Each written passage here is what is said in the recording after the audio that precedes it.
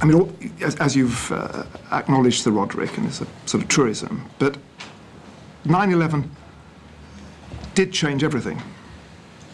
And it changed everything here, but I think people in Europe still don't quite comprehend the degree to which 9/11 completely changed the American sense of safety.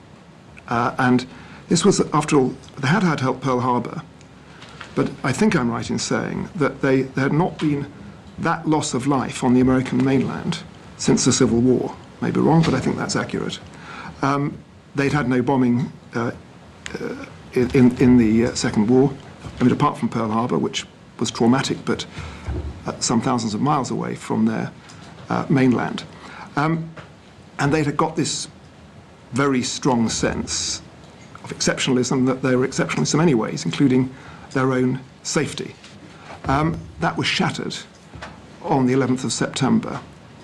And of course it led to great soul-searching and examination of where the policies had gone wrong.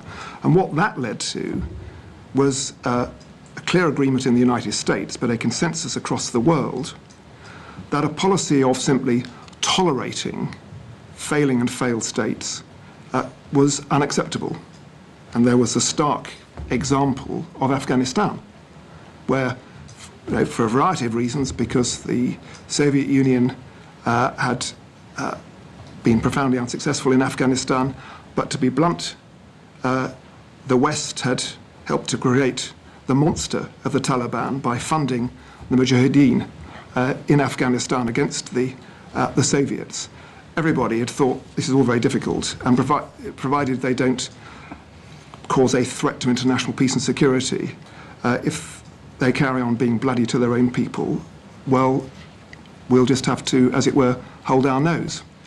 That all changed, and so to pick up the answer to your question, yes, I mean, it's very hard to, there's no Richter scale of risk, but except a perception of risk, and the perception of the risk changed from the 11th of September, because after all, if people had known before the 11th of September what they discovered on the 11th of September, this astonishing risk from a failing state or failed state in Afghanistan, the strategy towards Afghanistan and other failed states would have been different.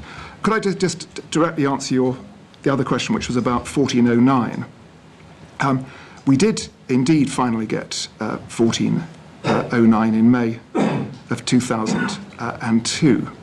But as Sir Jeremy Greenstock himself points out in his memorandum and in his oral evidence, that was very limited in its scope. It was about the goods review list, and it left other very big issues on the table, including the wider issue of sanctions, the oil for food program, and all the rest of it. So it was, in truth, I mean, it was better to have it than not, but it was of limited application. Okay. If we now take the situation, therefore, as you've described, after 9/11, let's say in the first 3 months or so of 2002, by now it's clear that the Americans are thinking seriously about taking military action against Iraq, but our official policy is still containment. And we're still in a situation in which containment has frozen Saddam's missile program, his nuclear program. It has contained his threat, and the apparatus of containment is there. There is an embargo on military exports to Iran, a naval embargo. We have forces stationed in neighboring countries as a deterrent. We have the no-fly zone. So it's a multi-headed policy. But the Americans have moved away from it. Now, at that stage, what advice were you getting from your experts about the possible consequences of the new American approach? What were our ambassadors in the Middle East telling you at this stage?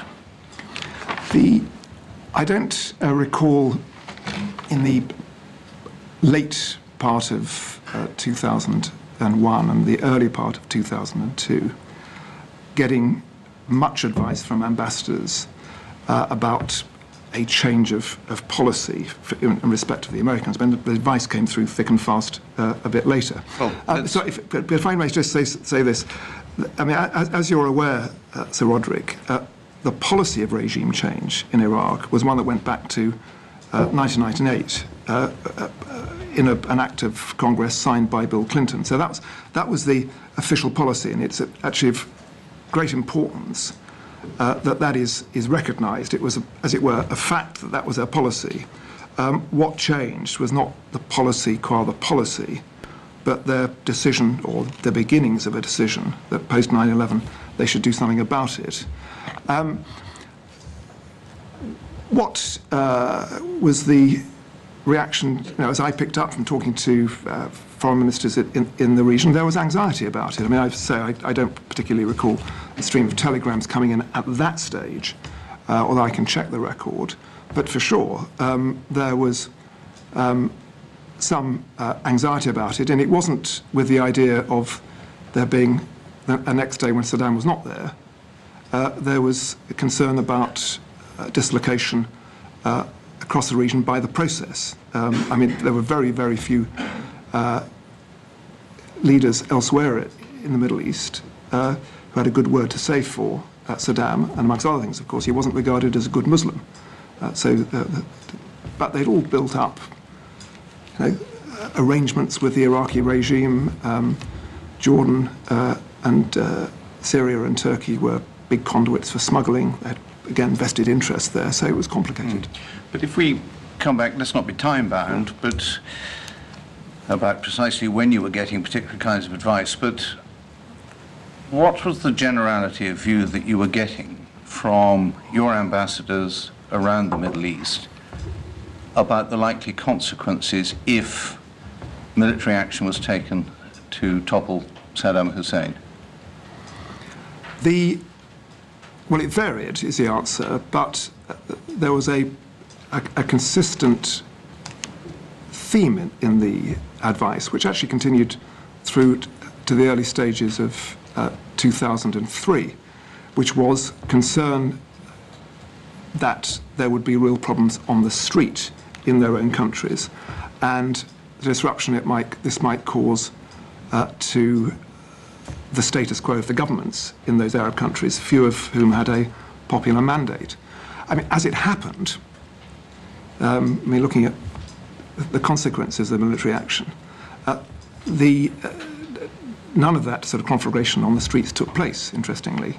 It was the Middle East as a whole was remarkably calm. But if you ask me what the advice was, that was the advice. And in any event, as I've made clear in the memorandum, we didn't share the policy of regime change as a purpose of our foreign policy with the United States. It wasn't our policy in 2002, it wasn't our policy in 2003, and there would have been no legal base for it ever to be our policy.